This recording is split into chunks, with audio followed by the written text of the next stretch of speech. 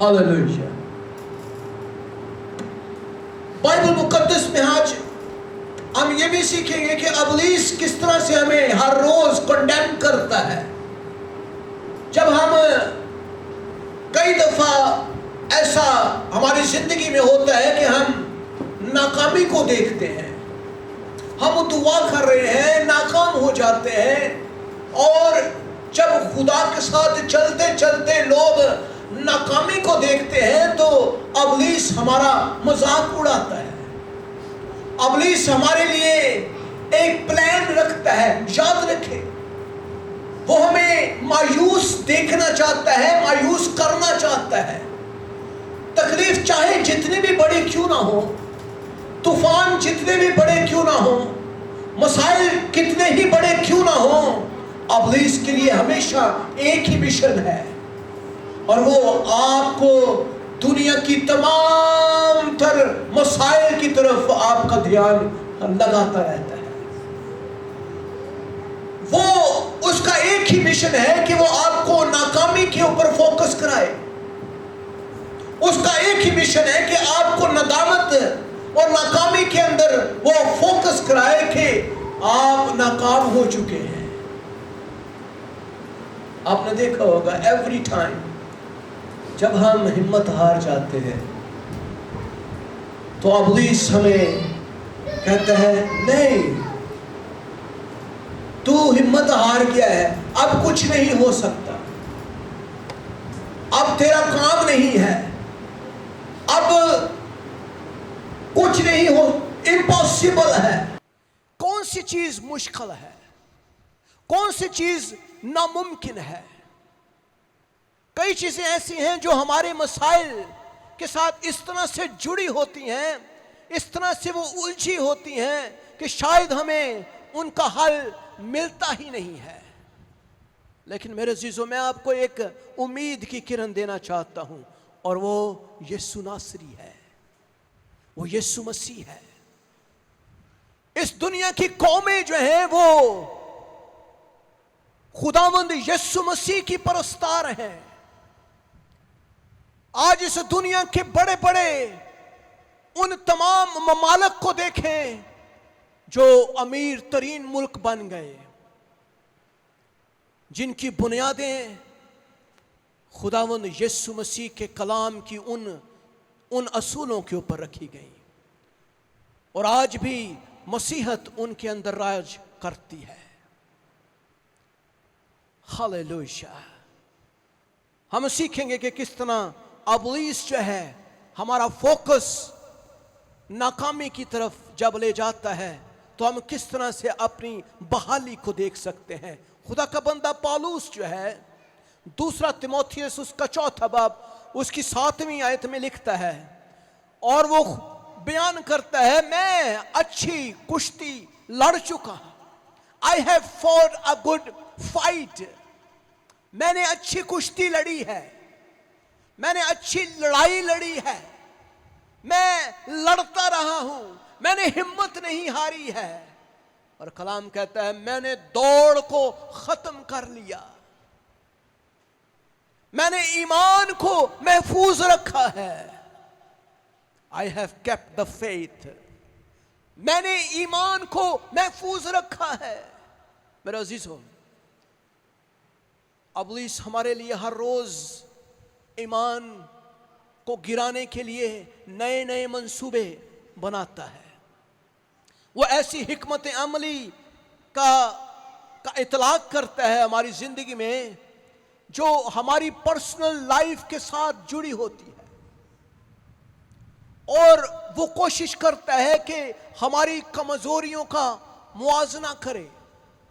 वो कोशिश करता है कि किसी तरह हमारी कमजोरियों के ऊपर हमें जो है वो उस पे आजमाइश को बर्पा करे।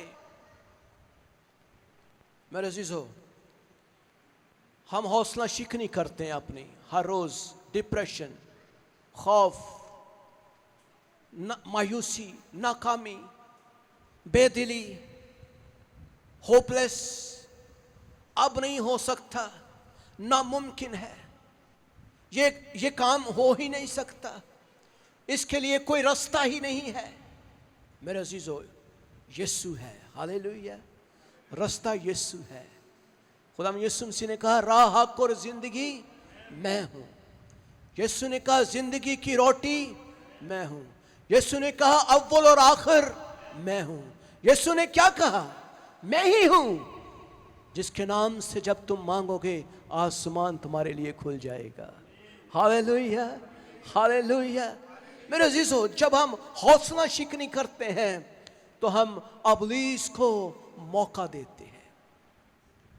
कई दफा मैं एज ए पास्टर होते हुए कई दफा मायूस हो जाता हूं। मैं कलीसिया से मायूस हो जाता हूं, मैं लोगों से मायूस हो जाता हूं।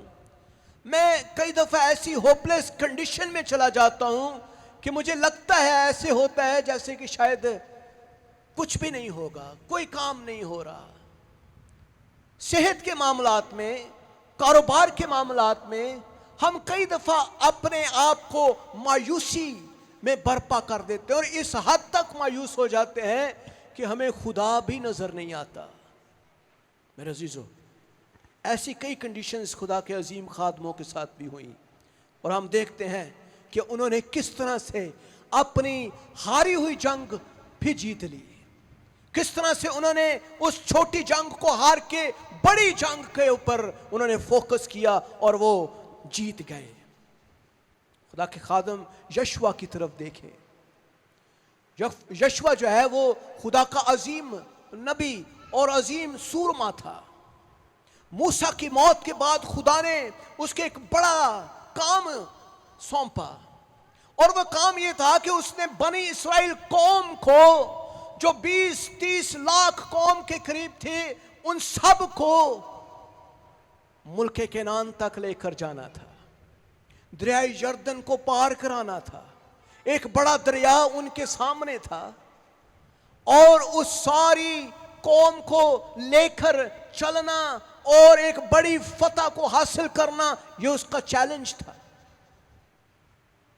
लेकिन जब वो जंग करता है, हम देखते हैं कि यशवा जो है, जब उसका सामना अमालिकियों से होता है, फलस्तियों से होता है, हित्तियों से होता है, यबूसियों से होता है और इसी तरह कनानियों से होता है और वो तमाम गैर अकवाम से होता है, तो एक दफा ऐसा वाक्य होता है कि वो जंग हार जाते हैं। बड़ी तैयारी के साथ, बड़ी तैयारी के साथ और जंग को जाते हैं, हार के वापस आ जाते हैं और कई लोग मारे जाते हैं उस जंग में उनके। वो बड़ा परेशान होता है, ये क्या हो गया है, ऐसा क्यों हुआ है, ऐसा कैसे हो सकता है। हमने तो बड़ी तैयारी की थी, हम तो बड़ी तैयारी के साथ गए थे, मुमकिन ही नहीं कि हम जंग हारें। खुदा यशवा को कहता है, यशवा, वो खुदा के हुजूर झुकता है और खुदावन से पूछता है, खुदावन हम क्यों जंग हार गए हैं, हम क्यों हारे हैं, हम क्यों शर्मिंदा हुए हैं, हमारे लोग मारे गए हैं, हम तो दुआ के साथ, तेरे मशवरे के साथ चले थे। लेकिन खुदा ने कहा, यशवा, तुम लोगों में से एक शख्स ने गुनाह किया है और उस गुनाह की वजह से तुम सब लोग शर्मिंदा हुए हो। और वो शख्स जो था वो उन्हीं के कबीलों में से एक शख्स था जिसने उन चीजों में से जो खुदा ने मना की थी उसने रख ली और उसने अपने घर में दबा डाली। और खुदा ने उनको मना किया था कि ऐसा ना करना, ऐसा ना हो कि तुम गुनाह करो और तुम्हें शर्मिंदगी हासिल हो। मेरे अजीजों, जब हम गुनाह की हालत में दुआ करते हैं हमें कुछ भी नहीं मिलता। जब हम गुनाह की हालत में खुदा परस्ती करते हैं, रास्तबाजी के ऊपर चलना शुरू करते हैं लेकिन गुनाह नहीं छोड़ते, फिर नाकामी है। मेरे अजीजों, यशुआ ने इस बात का इकरार किया और सारी की सारी कौम खुदा के हुजूर सिजदा रेज हुई।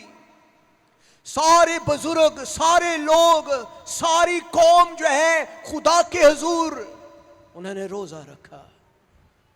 और उस शख्स को जिसने ये गुनाह किया था उसको उन्होंने संसार किया, उसको मार दिया।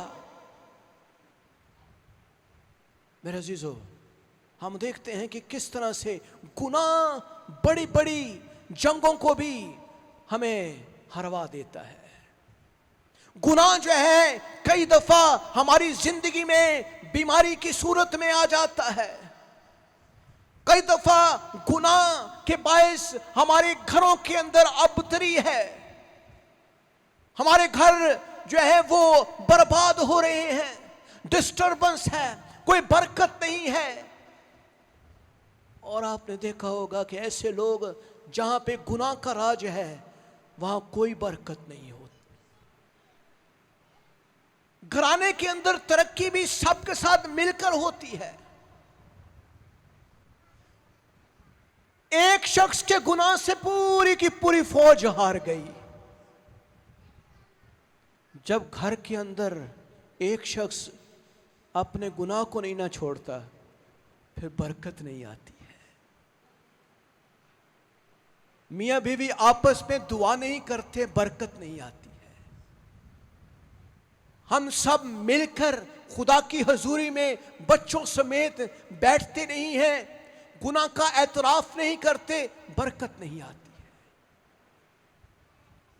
हम सब घराने समेत चर्च में नहीं आते, बरकतें नहीं आती हैं।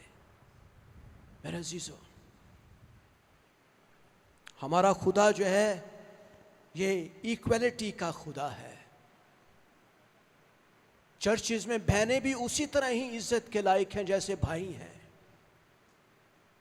और हम खानदान समेत खुदा के घर में आते हैं एक शख्स की वजह से। दाऊद नबी को देखते हैं, दाऊद बादशाह एक अहम जंग हार गया। जब अमालिकियों के साथ उसकी जंग हुई और उसकी बादशाहत के जनूबी हिस्से पर हमला हुआ और एक पूरा शहर दुश्मन ने ले लिया, बड़ी जंग हार गया, दुआ के साथ गया था। और हम उस जंग में देखते हैं कि उसकी बीवियां, उसके बच्चे, उसका माल और हर तरह से सब लोग वो लूट के ले गए, सबको, उसके बच्चों को भी लूट के ले गए। शमूएल की किताब में इसका हवाला हमें मिलता है। लेकिन मेरे अजीजों, हम देखते हैं कि किस तरह से दाऊद ने गुनाह किया। वो बैतशबा नाम एक औरत के साथ उसने ज्यादती की, मुबाशरत की और उसके खावंद को कत्ल कर दिया।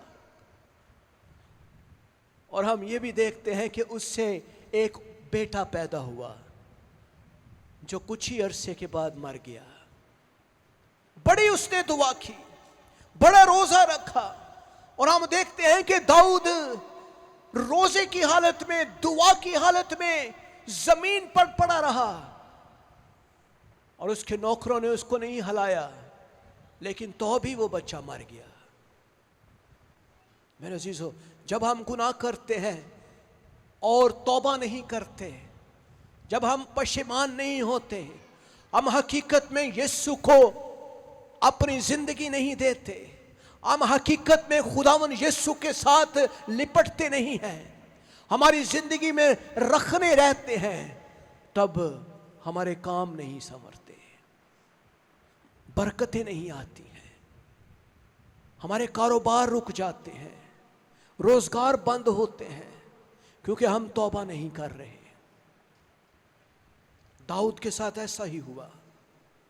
और हम देखते हैं कि किस तरह से खुदा ने उससे बादशाहत को छीना और उसके बेटे सुलेमान को दे दिया। लेकिन उसने तौबा की। ज़बूर 52 के अंदर हम देखते हैं कि उसने पूरे तौर से खुदा के हुजूर तौबा करके खुदावन से कहा, खुदावन तू मुझे मुआफ कर।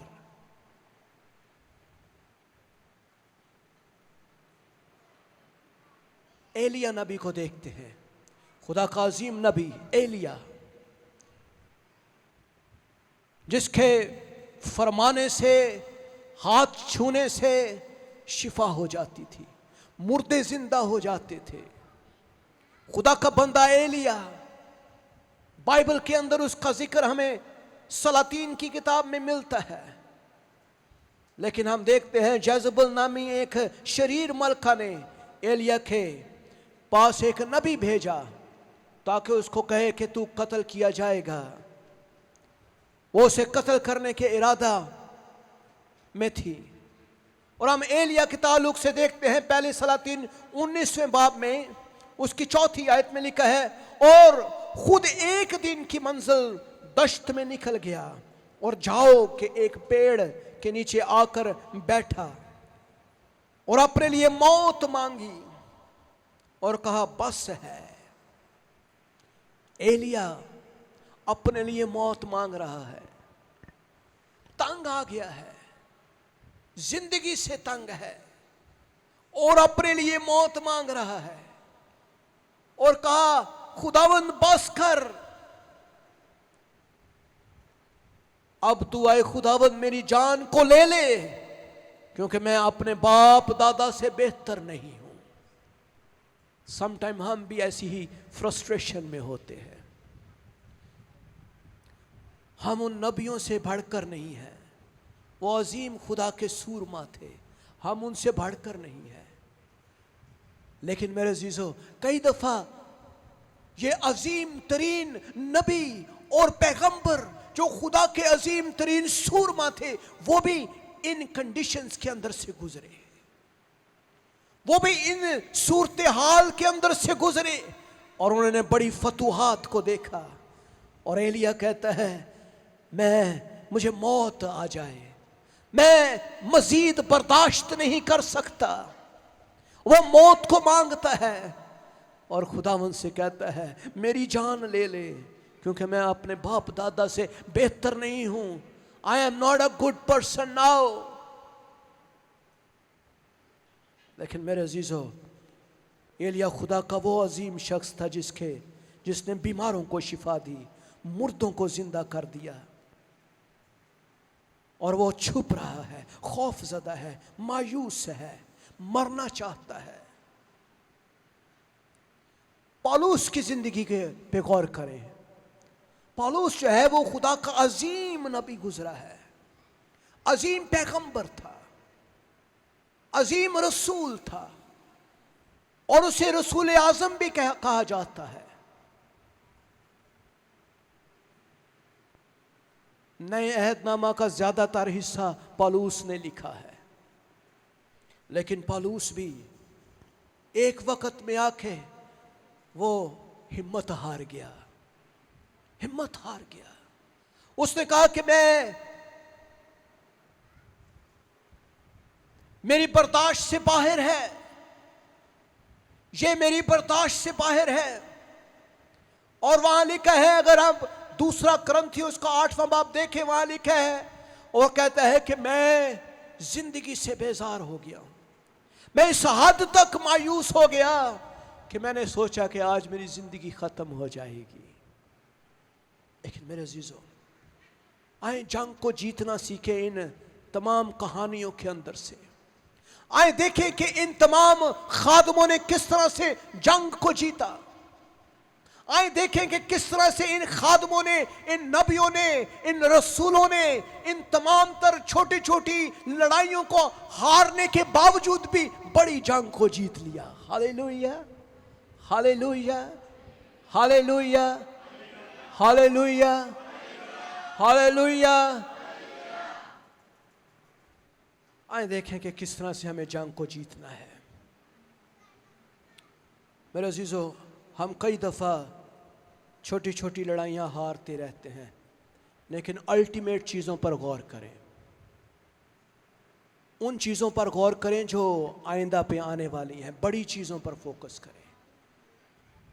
इब्लीस को मौका ना दें और इब्लीस को ये कहने का मौका भी ना दें कि वो आपको जो है वो इस बात के ऊपर लेकर आए। काम मुक़द्दस में खुदा का बंदा पौलुस कहता है खुदावंद के बंदा के हाथ से, खुदा की मर्जी से के असीर होकर अबलीस के बंदे से छूटें।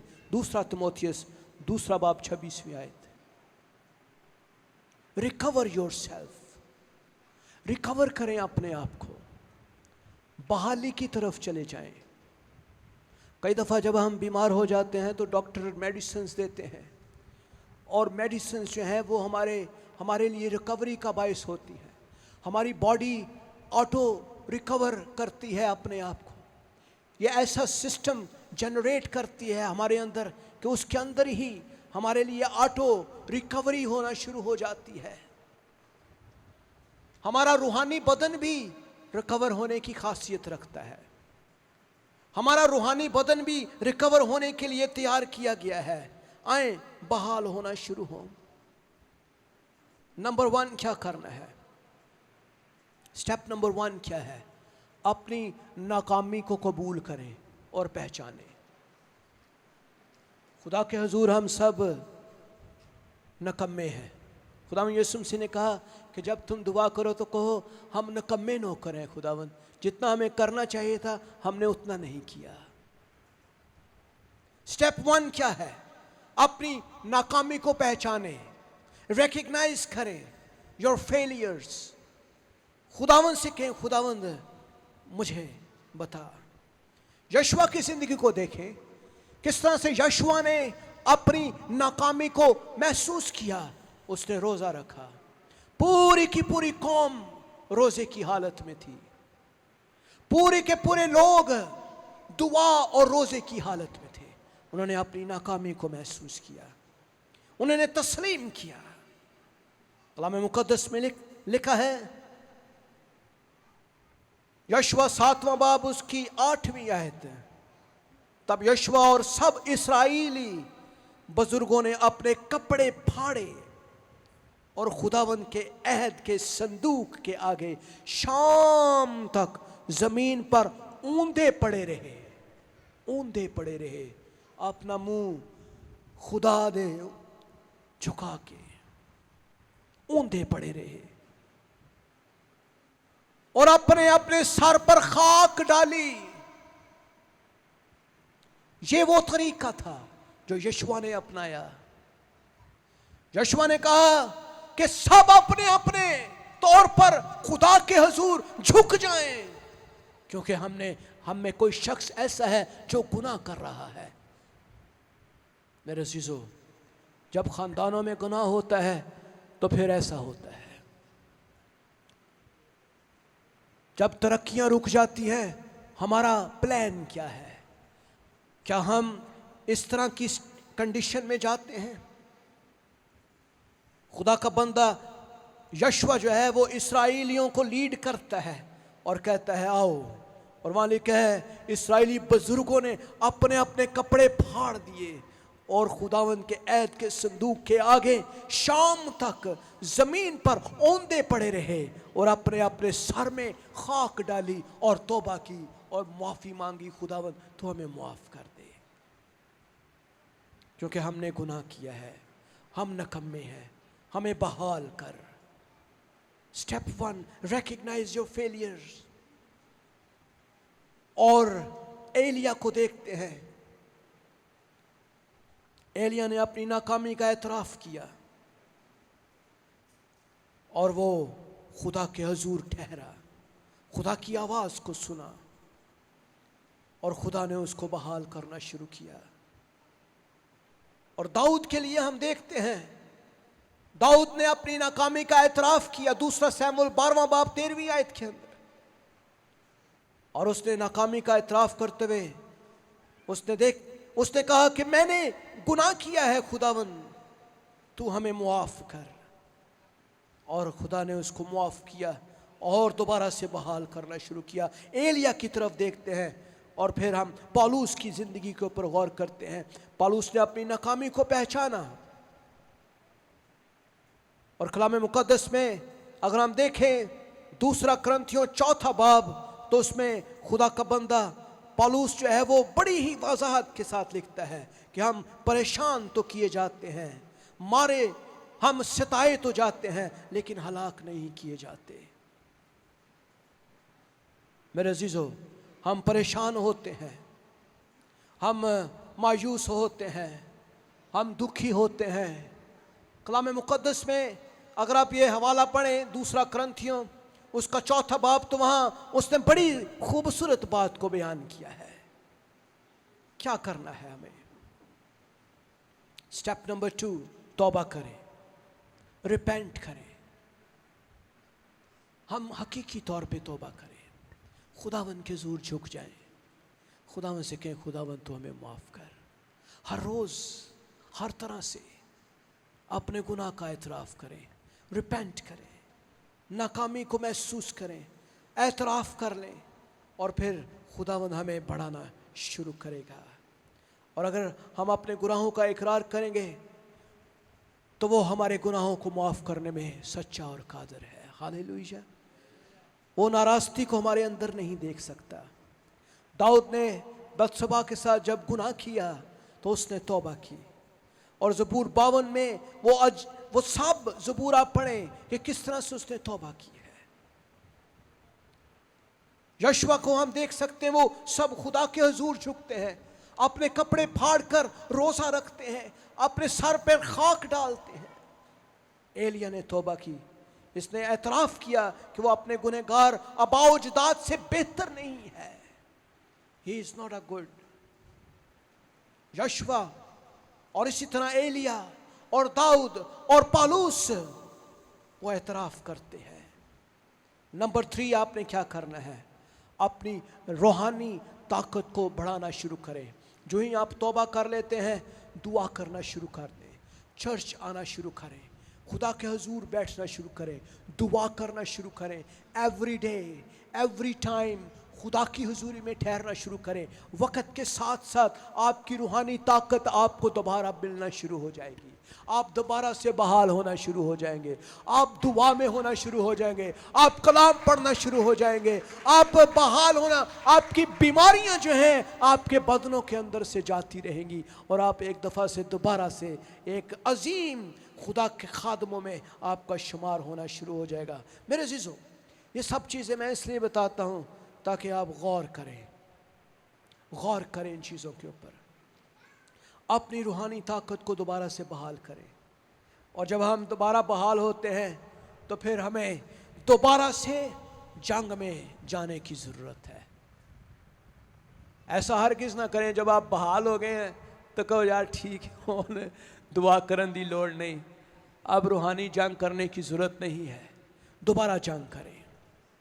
जब आप बहाल हो गए हैं, आप उठ खड़े हुए हैं, नाउ यू गो बैक। मैं पिछले दिनों बड़ा बीमार हो गया, आप सबको पता है। मैंने कहा खुदावन पता नहीं क्या होगा, लेकिन मैंने अपनी रूहानी जंग करना शुरू की।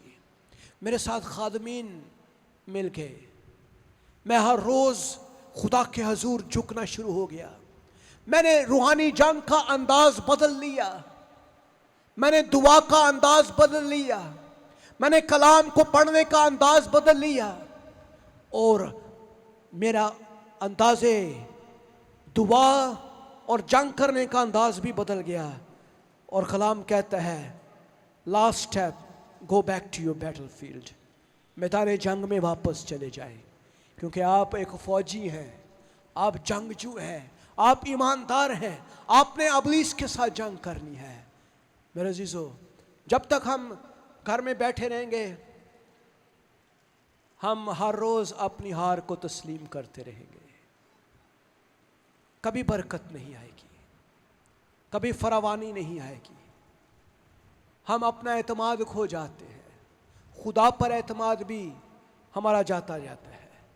हम कई दफ़ा ऐसे दुखों में पड़ जाते हैं, हम मायूस हो जाते हैं, लेकिन जो ही हम चर्च में आ जाते हैं, परस्तिश करते हैं, कलाम सुनते हैं, हमारा हौसला बुलंद होना शुरू हो जाता है। Hallelujah, hallelujah. हमारा एतमाद खुदा पर और ज़्यादा बढ़ना शुरू हो जाता है, हम और ज़्यादा खुदा पर भरोसा रखना शुरू हो जाते हैं, और हम एक दूसरे के साथ तसल्ली पाते हैं। मेरे अज़ीज़ों, इसलिए आए सब खड़े हो जाएं और खुदावंद पर भरोसा रखना शुरू करें।